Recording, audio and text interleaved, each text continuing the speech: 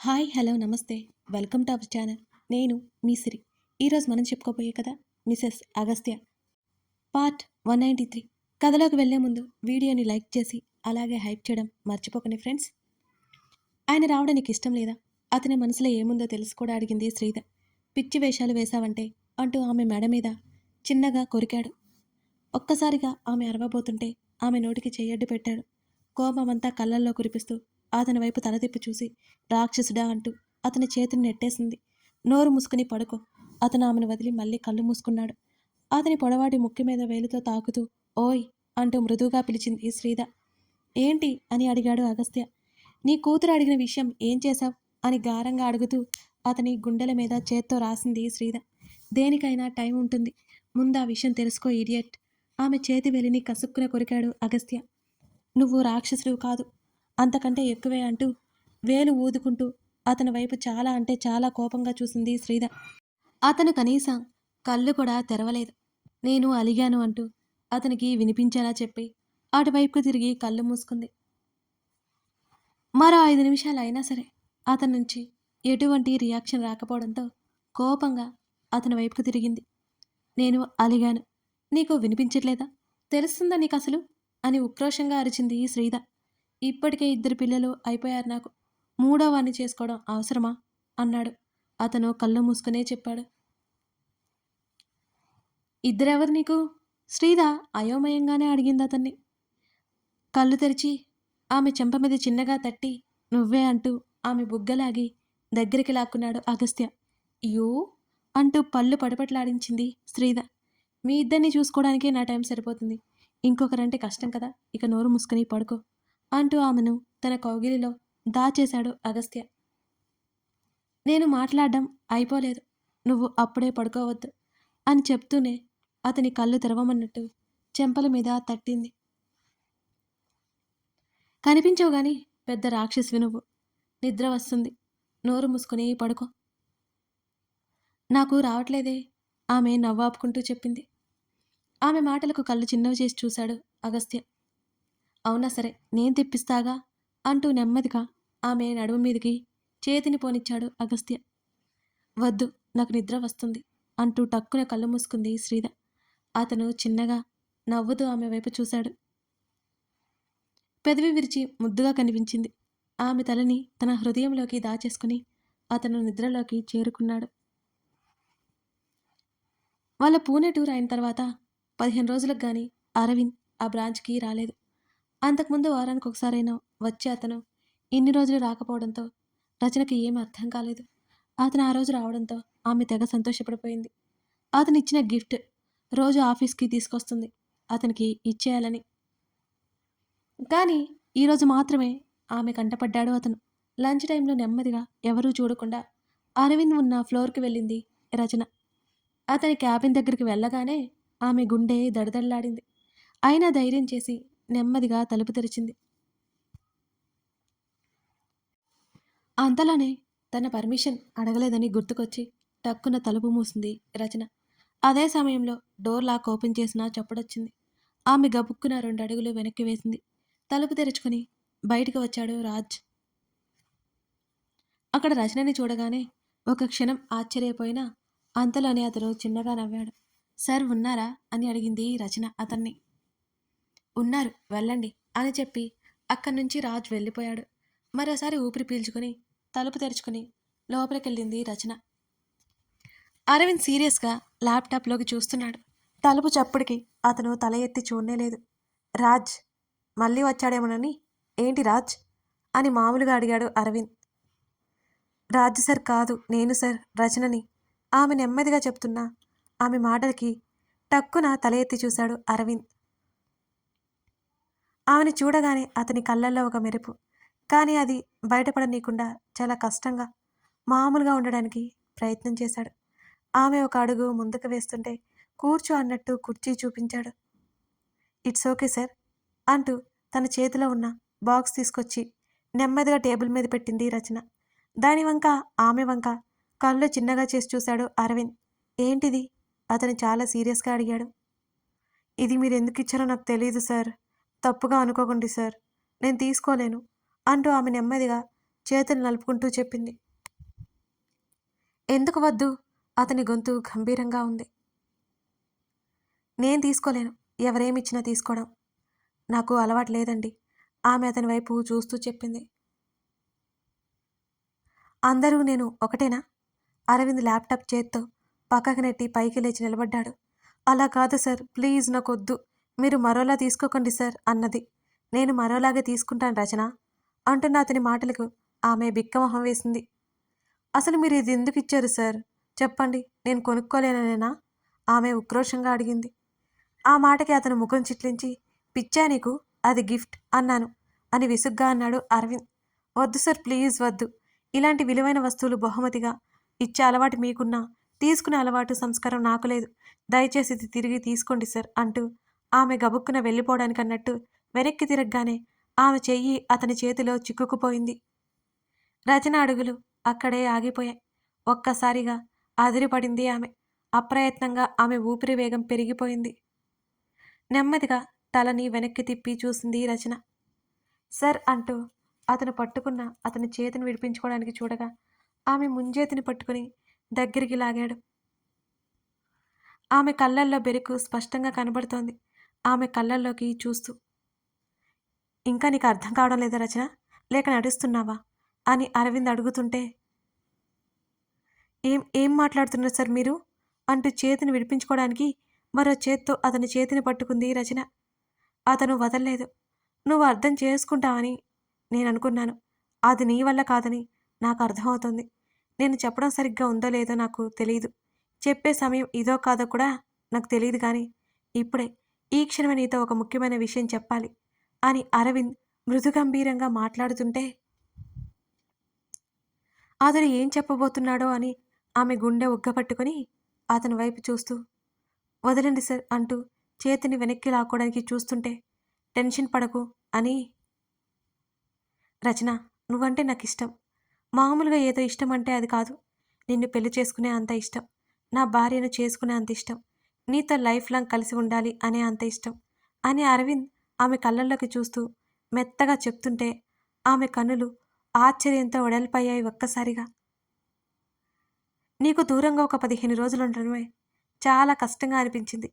అసలు నీ మీద నాకున్నది ప్రేమేనా? లేకపోతే నీకు అట్రాక్ట్ అయ్యానా అని ఇన్ని రోజులు నేను దూరంగా ఉన్నాను. ఇంకా నీకు దూరంగా ఉండలేకపోయాను రచన. నీ మీద నాకున్నది ప్రేమే. నా నిర్ణయం అయితే నీతో చెప్పాను. నీ నిర్ణయం కోసం ఎదురు చూస్తాను అంటూ అతను మరింత దగ్గరగా రావడంతో చప్పున ముఖం తిప్పుకుంది రచన. ఆమె ముఖాన్ని తన వైపుకు తిప్పుకొని ఆమె బెదిరి కళ్ళలోకి చూస్తూ, నీ నిర్ణయం ఎంత త్వరగా వీలైతే అంత త్వరగా చెప్పు అని అతను అంటుంటే ఆ షాక్ నుంచి తేరుకొని 2 చేతులతో అతన్ని నెట్టివేసింది. ఆమె ఇంకొక క్షణం కూడా ఆగకుండా తలుపు దగ్గరికి పరిగెత్తింది. గబగబా డోర్ హ్యాండిల్ పట్టుకుని లాగుతుంటే అది రాలేదు. ఆమె ఇచ్చిన బాక్స్ తీసుకెళ్లి ఆమె చేతిని పట్టుకొని అందులో పెట్టగానే అతని వైపు కంగారుగా చూసింది రచన. అతని డోర్ హ్యాండిల్ పట్టుకుని సరిగ్గా లాగడంతో తలుపు తెరుచుకుంది. ఆ వాచ్ బాక్స్ ఆమె తీసుకోకుండా చేతిని వెనక్కి లాక్కుంటుంటే ఆమె చేతిలో పెట్టి ఆమె పిడికిలి పట్టుకున్నాడు అతని చేత్తో పాటు. వెంటనే అతని చేతులు వెనక్కి తీసుకున్నాడు. రచన గబుక్కున బయటికి పరిగెత్తింది. అరవింద్ తలుపు ఇవతలకు వచ్చి వెళ్తున్న ఆమెనే చూశాడు. ఆమె పరిగెడుతూ పరిగెడుతూ ఎన్నోసార్లు వెనక్కి చూసింది. లిఫ్ట్ లోపలికి వెళ్ళి అక్కడే నిలబడ్డ అరవింద్ వైపు ఎంతో కంగారుగా చూస్తోంది రచన. అరవింద్ చిన్నగా నవ్వుతూ చూశాడు. ఆమె చప్పున కళ్ళు తిప్పుకుంది. లిఫ్ట్ కదలకపోవడంతో చెడమడ నొక్కేసింది బటన్స్ అన్ని. లిఫ్ట్ డోర్ క్లోజ్ అవ్వడం, నవ్వుతున్న అతని ముఖం కనుమరుగవడం ఒకేసారి జరిగాయి. తన ఫ్లోర్కి వెళ్ళిపోయి వాష్రూంలోకి వెళ్ళిపోయింది రచన. ఆమె చేతులు విపరీతంగా వణికిపోతుంటే ఆమె గుండె ఆదిరిపోతోంది. ఆమె శరీరం అంతా చిరుచెమటలు అలుముకున్నాయి. ఊపిరి కూడా భారంగా మారింది. అతని స్పర్శ ఇంకా తన్ని పట్టుకున్నట్టుగానే ఉంది. తలెత్తి అద్దంలో చూసుకుంది రచన.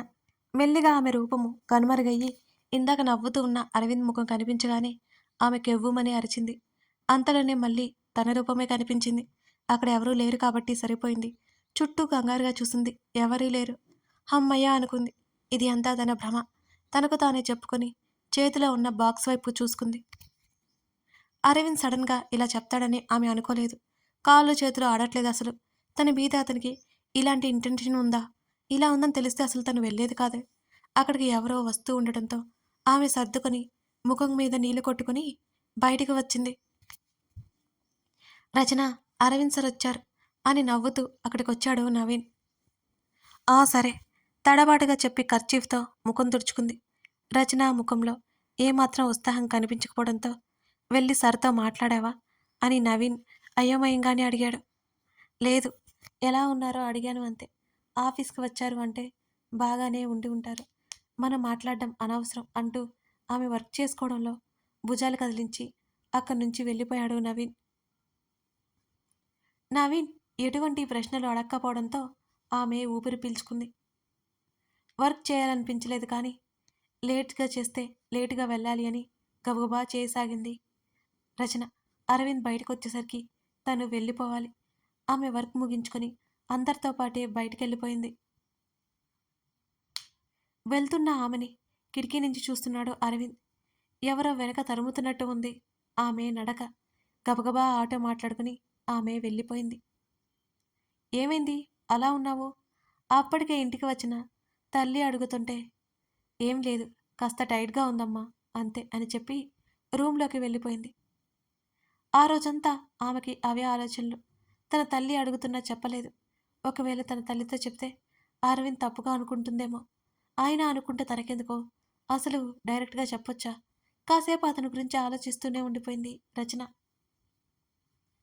మరునాడు ఉదయం రచన, రచూ, తల్లి కేకలు వినిపిస్తుంటే బద్ధకంగా కదిలింది రచన. ఏంటి ఇంకా లేవలేదు, ఆఫీస్కి వెళ్ళవా అని అడుగుతూనే ఆమె గదిలోకొచ్చింది. ఇవాళ లీవ్ పెట్టేశానమ్మా అంటూ బద్ధకంగా లేచి కూర్చుంది రచన. ఒంట్లో బానే ఉందా నీకు ఆమె అడిగింది ఆదుర్దాగా. రచన వాళ్ళు చెక్ చేసింది. బాగానే ఉంది కానీ వర్క్ ఏం లేదమ్మా, కొంచెం రిలాక్స్ అవుదామని నెమ్మదిగా అంది రచన. ఎప్పటికైనా దారిలోకి వచ్చావే నువ్వు. మరి కంటిన్యూస్గా వర్క్ చేసినా ఇదిగో ఇలాగే ఉంటుంది.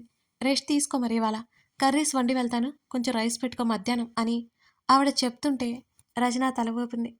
అయినా మరి కాసేపు పడుకో, నేను లాక్ చేసుకొని వెళ్ళిపోతానులే కూతురి తల నిమురుతూ చెప్పింది ఆవిడ. సరే అన్నది రచన. ఎవరైనా ఇబ్బందిగా ఉంటే ఏదైనా నాకు మర్చిపోకుండా కాల్ చేయి.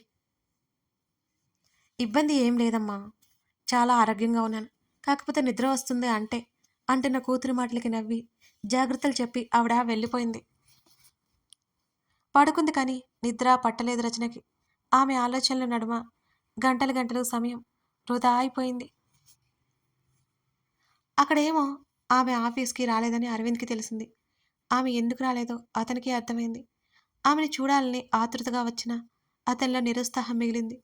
తొందరపడ్డాను అనే ఫీలింగ్ వచ్చింది అతనిలో. అంతలోనే తప్పులేదనిపించింది.